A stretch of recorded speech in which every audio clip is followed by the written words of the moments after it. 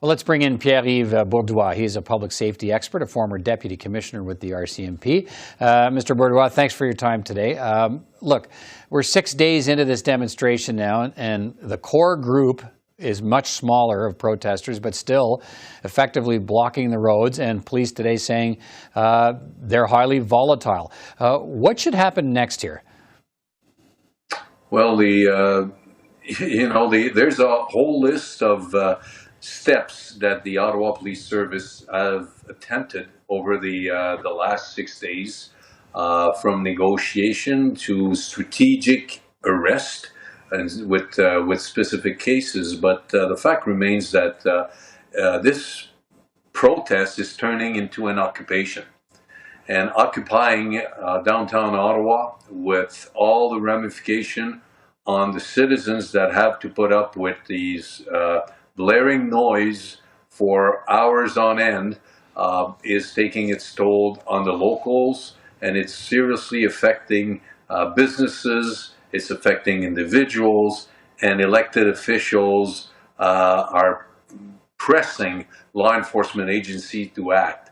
The problem with law enforcement in this particular, these sets of circumstances is the fact that the way I'm looking at this, the way I'm looking at the hardcore individuals that are there, you have to bear in mind that some of these people have lost their livelihood. They've lost their jobs. So they're frustrated, they're highly emotional, and they are, there's the unknown. The unknown is all the other people that are like mine but are not on the hill. So hence the reason why it's delicate.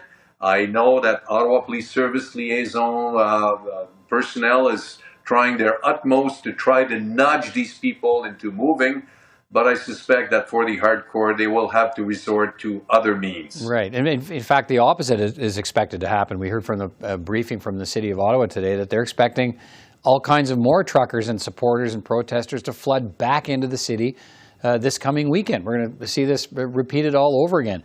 And what do you say to people who are looking at this and say, look, there's got to be something else to be done here? The chief of police in Ottawa today is saying, look, maybe this isn't no longer a thing that the police are capable of resolving. Maybe it's time to look at other options, such as the military. What do you think of that? Well, it could be a solution that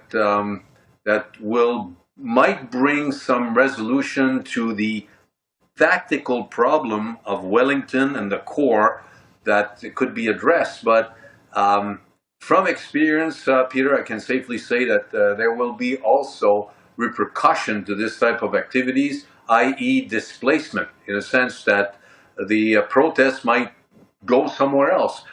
Just reflect on what's happening now in Alberta at Coutts. So hence the reason why, yes, there will be a tactical solution to do a resolution, but there needs to be also a dialogue that needs to happen with elected officials. But again, the hardcore, the people that have strong belief in relation to vaccination, it's going to be the challenge for not only the law enforcement official and professionals that are trying to manage, but also elected officials, because now it's clearly affecting both sides of the discourse, and the people that have lost their livelihood are clearly affected and are willing to push the envelope. That's the reason why the conversation needs to be elevated to the elected level, and sure that they might be able to find some type of resolutions. Are you saying from a public security standpoint, it is time for federal politicians perhaps to go down and talk to these people? Well, I'm not suggesting that, because I'd like to stay clear from all the political direction, but what I'm saying is that from a law enforcement perspective, the chief recognized that there are limits to what police agencies can do. Yes, there's a possibility to bring the armed forces, but it's a solution that might create other collateral problems. Hence the reason why maybe it's a discussion that needs to happen to a higher level. But of course, there's also, you look at what's happening in the U.S., even if the Canadian government would allow these truckers, to go without vaccines, well, they'll hit, like if they try to cross the border, what's going to happen on the U.S. side? Yeah, the same rule applies in the U.S. But you mentioned the U.S. Look, police said today that a significant faction of the trucker convoy is from the United States, and perhaps money is flowing here to support it, and more truckers could be coming to Canada. What concerns you about that? Well, it's escalation of this particular situation. And again, what I'm saying is the current situation is a powder keg. Let's not mince word here. What's happening in downtown Ottawa? These people are frustrated. The locals are frustrated.